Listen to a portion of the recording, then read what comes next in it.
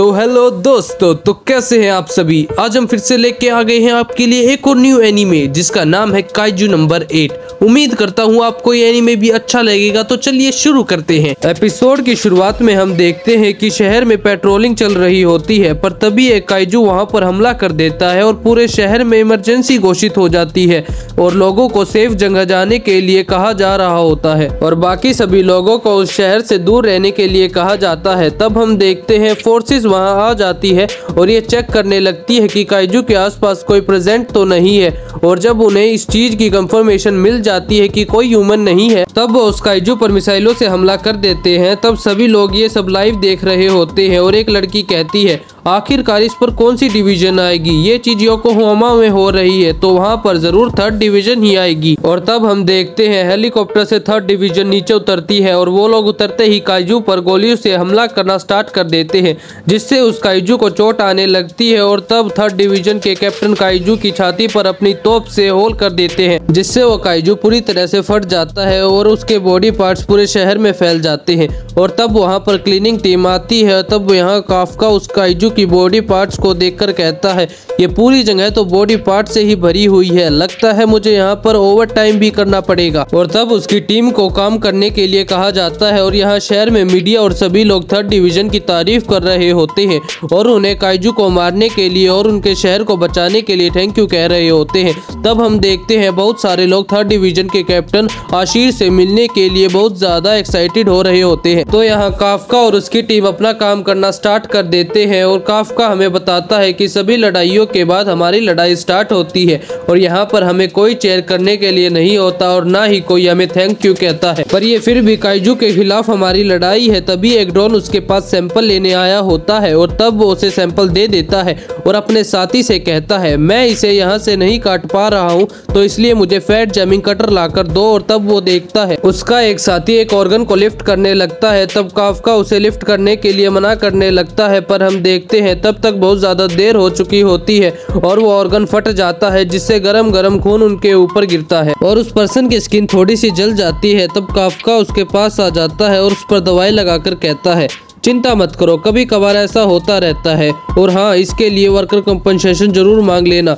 जब भी 3rd division काम करती है तो चीजें सच में बहुत ज्यादा बिगड़ जाती है और ये बताना बहुत मुश्किल हो जाता है कि कौन से ऑर्गन्स है और कौन से नहीं, पर मुझे यकीन नहीं आ रहा कि वो चाहते हैं कि हम इसे 1 हफ्ते में हटा दे। तभी उसका एक साथी वहां जाता है और उससे कहता है काफका तुम्हारे लिए एक नई जॉब है, तुम्हें इंटरस्टाइन के पास जाना होगा। जिसे सुनकर वो बहुत ज्यादा डर जाता है और वहां से भागने लगता है। तब उसका साथी इस बात के लिए जोर जोर से हंसने लगता है और एक पर्सन उसे पकड़ कर कहता है तुम्हें साथ चलना ही होगा और वैसे भी मैंने मैनेजमेंट से परमिशन मांग ली है। तब एक पर्सन कहता है मैंने सुना है कि इंटरस्टाइन की जॉब बहुत ज्यादा मुश्किल होती है, क्या ये सच है? जरा ध्यान से सोचो, आखिरकार उसमें होगा क्या? फिर ये कर मुझे भी बताना कि वो मुश्किल है या नहीं। तब यहाँ काफका सोचता है आखिरकार क्यों हमेशा मुझे ही इस ड्यूटी पर भेज दिया जाता है और तब उसे उल्टी आने लगती है और हम देखते हैं कि वो उस काइजू की पोटी को साफ करने लगता है। तभी यहाँ रात को काफका कहता है मैं पूरी तरह से थक चुका हूँ, अब मुझे भी उस चीज की स्मेल आ रही है। तो यहाँ न्यूज में 3rd डिवीजन की कैप्टन आशीरो के बारे में बताया जा रहा होता है और उसमें न्यूज एंकर कहती है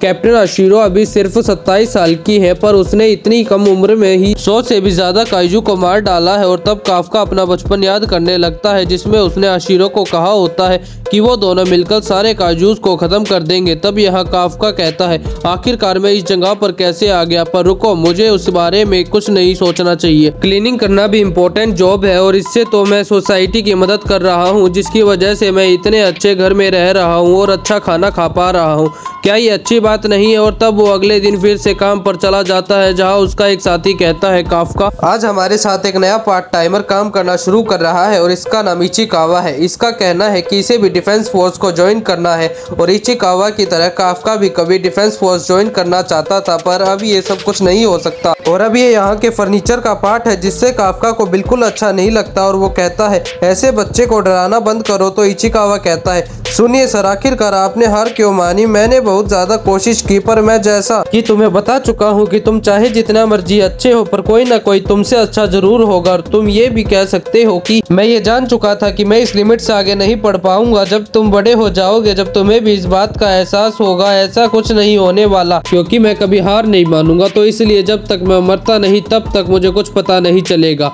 और तब वो चेंज करने चला जाता है तो टोकू कहता है, मुझे लगा था तुम दोनों की अच्छी बनेगी। ये बिल्कुल भी अच्छा नहीं हुआ। मैं ऐसा कुछ भी नहीं कह सकता था जिससे मैं लूजर ना लगूं। क्या गिव अप करना इतना बुरा होता है? तो वो लोग काइजू को साफ करने वाली जगह पर पहुंच जाते हैं, जहां सबको अपना अपना काम बताया जा रहा होता है। तो यहाँ इचिकावा को इंटेस्टाइन साफ करने वाला काम दिया जाता है, जिससे काफका बहुत ज्यादा खुश हो जाता है और तब उसे भी वही काम दे दिया जाता है। तब वो कहता है, मैंने तो कल भी यही काम किया था, आखिरकार मुझे आज भी यही काम क्यों दिया जा रहा है? ये इसलिए है क्योंकि तुम इंटेस्टाइन वर्क के साथ बहुत अच्छे हो। और तब वो अपने काम के लिए निकल जाता है। तब वो मैनेजर कहता है, ये हमेशा अपने काम की कंप्लेंट करता रहता है, पर इसने कभी भी मना नहीं किया। अगर ये डिफेंस फोर्स में होता तो ये बहुत अच्छा काम करता, पर ये तो तभी पॉसिबल हो सकता था अगर ये टेस्ट को पास कर लेता। और तब वो सभी लोग काम करने के बाद खाना खाने चले जाते हैं। और यहाँ हम देखते हैं कि इचिकावा का मन काम की वजह से बहुत खराब हो रहा होता है, जिसे देखकर काफका बहुत ज्यादा खुश हो रहा होता है और तब उसका भी मन खराब होने लगता है। और तब वो इचिकावा से कहता है, क्या तुम अपने साथ लंच लाए हो? पर अब मेरा इसे खाने का बिल्कुल मन नहीं है। तब इचिकावा उसे मल्टीविटामिन का जूस का पैकेट देता है और कहता है, अगर तुम्हें शाम तक काम करना है तो तुम्हें कुछ खाना ही होगा, इसलिए तुम इसे रख लो। और ऊपर से तुम नाक बंद करने के लिए ये ले लो, इससे तुम्हें काम करने में आसानी होगी। तभी इचिकावा उस चीज के लिए मना करने लगता है। तब काफका उसे जबरदस्ती उसे पहनाने की कोशिश करने लगता है। उसके बाद वो सभी लोग काइजू की पोटी को साफ करने वाले काम पर लग जाते हैं और काम खत्म होने के बाद वो वहाँ से चले जाते हैं। तब यहाँ काफका इंस्पेक्शन कर रहा होता है और कहता है, शुक्र है आखिरकार सबसे बदबूदार जॉब खत्म हो ही गई। तब इचिकावा वहाँ आ जाता है। तब काफका कहता है, क्या तुम मुझसे बदला लेने आए हो क्योंकि मैंने लंच में तुम्हारे साथ जो किया था?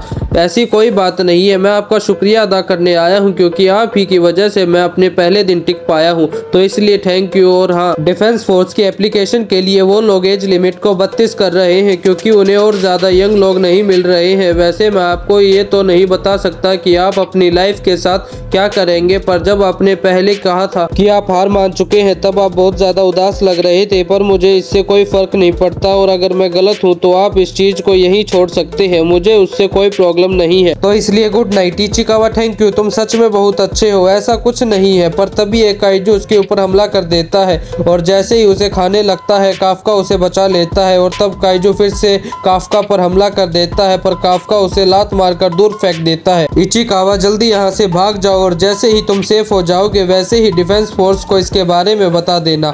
पर आप इस चीज से अकेले नहीं लड़ पाओगे, पर अगर तुम यहाँ रुके तो हम दोनों ही मारे जाएंगे। तुम डिफेंस फोर्स को ज्वाइन करना चाहते हो ना, तो आखिरकार तुम यहाँ पर क्यों मरना चाहते हो? तो इसलिए यहाँ से भाग जाओ। और तभी इचिकावा वहाँ से भाग जाता है और काफका उस काइजू का ध्यान अपनी तरफ खींचते हुए वहाँ से भागने लगता है। और तब हम देखते हैं कि वो काइजू भी उसका पीछा करने लगता है और काफका उससे बचते हुए एक बिल्डिंग में घुस जाता है, जहाँ से वो काइजू अंदर नहीं आ पा रहा होता। और तब काफका वहीं एक खिड़की से बाहर कूद जाता है और हमें एक फ्लैशबैक दिखाया जाता है जहां आशिरो होती है और काफका कहता है, हमारा घर, हमारे स्कूल, सब कुछ तबाह हो गया है। मैं उस काइजू को नहीं छोड़ूंगा, लेकिन उसकी वजह से तो मैं अपनी गेम भी नहीं फिनिश कर पाया। क्या तुम इस वजह से सैड हो? मैं तो इसी वजह से उदास हूँ क्योंकि मीको मर चुकी है। मीको तुम्हारी बिल्ली थी ना। और तब वो दोनों ही अपने शहर को देखने लगते हैं और एक साथ डिफेंस फोर्स को ज्वाइन करने की बात करते हैं। तब काफका कहता है, ठीक है तो चलो देखते हैं कि कौन सबसे पहले कूल डिफेंस ऑफिसर बनता है, तो चलो फिर मिलकर काइजू को हराते हैं। तो यहाँ काफका उस काइजू से बचते हुए सोचता है कि जो हमने वादा किया था वो इस तरह नहीं था। और तब हम देखते हैं वो काइजू बिल्डिंग तोड़ के उसके पीछे आ जाता है और काफका लड़ने के लिए तैयार हो जाता है और सोचता है, मैं इस काइजू से नहीं डरता हूँ तो मुझे इसकी लातों पर हमला करना चाहिए। तब वो काइजू उसे उड़ा देता है और उसकी टांग तोड़ देता है। तब काफका वहाँ से भागने की कोशिश करने लगता है पर वो वहाँ से हिल नहीं पा रहा होता। तभी वो काइजू उसे खाने लगता है, पर हम देखते हैं इचिकावा उस काइजू के मुंह पर हमला कर देता है जिससे काफका बच जाता है। पर तभी काफका कहता है, क्या तुम पागल हो? आखिरकार तुम यहाँ पर क्या कर रहे हो? मैंने उन्हें बुला लिया है और अगर मैं आपको यहाँ पर मरने के लिए छोड़ जाता हूँ तो मैं भी कभी डिफेंस ऑफिसर नहीं बन पाऊंगा। तब काफका को अपना रिजल्ट याद आता है जिसमें वो डिफेंस फोर्स में सेलेक्ट नहीं हो पाता है। तब वो सोचता है, आखिरकार ऐसा क्यों हो रहा है? मैं इसके सामने कितना पावरलेस हूँ, अब तक कुछ नहीं बदला है। मैं कुछ भी प्रोटेक्ट नहीं कर पाया हूँ, ना ही मेरा गेम और ना ही मेरी फ्रेंड की कैट, और ना ही अब मैं इस बच्चे को बचा पा रहा हूँ। और तब वो काइजू जैसे ही उन पर हमला करने लगता है तब हम देखते हैं एक टाइगर उसका हाथ पकड़ लेता है और आशिरो उस काइजू को उड़ा देती है और कहती है, टारगेट मर चुका है और यहाँ पर हमारे पास कुछ जख्मी लोग भी हैं, तो इसलिए इगाराशी और टाकारागी इन लोगों का ध्यान रखो और बाकी सभी लोग मेरे साथ चलो। हमें इस एरिया को चेक करना होगा और यहाँ देखना होगा कि कोई और काइजू बच तो नहीं गया है।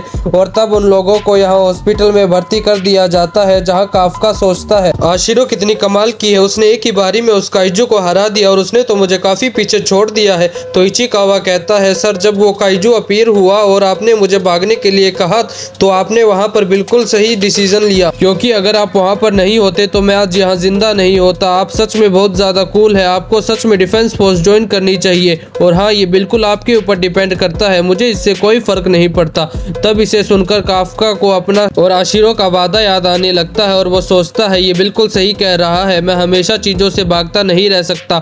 थैंक यू इचिकावा, तुम सच में बहुत अच्छे इंसान हो। मुझे लगता है कि हार मानने में कोई गलत बात नहीं है, पर खुद से झूठ बोलना बिल्कुल अच्छी बात नहीं है, तो इसलिए मैं डिफेंस फोर्स में जाने का एक ट्राई और जरूर करूंगा। और तभी उसे उसके सामने एक काइजू दिखाई देता है और वो कहता है, आखिरकार मैंने तुम्हें ढूंढ ही लिया। और जैसे ही काफका उसे देखकर चीखने लगता है वैसे ही वो काइजू उसके अंदर चला जाता है और हम देखते हैं उसके अंदर रिएक्शन स्टार्ट हो जाते हैं। तब इचिकावा जैसे ही उसकी आवाजें सुनकर उसका पर्दा हटाता है तब वो उसे देखकर पूरी तरह से शॉक हो जाता है। और तब जैसे ही काफका भी अपनी रिफ्लेक्शन देखता है तब वो दोनों पूरी तरह से शॉक हो जाते हैं। तब काफका इचिकावा को अपने बारे में समझाने लगता है और तब हम देखते हैं एक बूढ़ा आदमी काफका को काइजू समझ लेता है और उसके बारे में रिपोर्ट कर देता है। तभी इचिकावा कहता है, इसने आपके बारे में रिपोर्ट कर दी है तो जल्दी से यहाँ से भाग जाओ। तब हमें यहाँ एक फ्लैशबैक दिखाया जाता है जहाँ काफका आशिरो से कहता है, अगर तुम कभी भी काइजू से सामने जाओ तो सबसे पहले उसकी टांगों पर वार करना ताकि वो वहाँ से हिल ही ना पाए। मुझे थोड़ा डर लग रहा है, काइजू तो सच में मुझसे बहुत ज्यादा बड़े होंगे।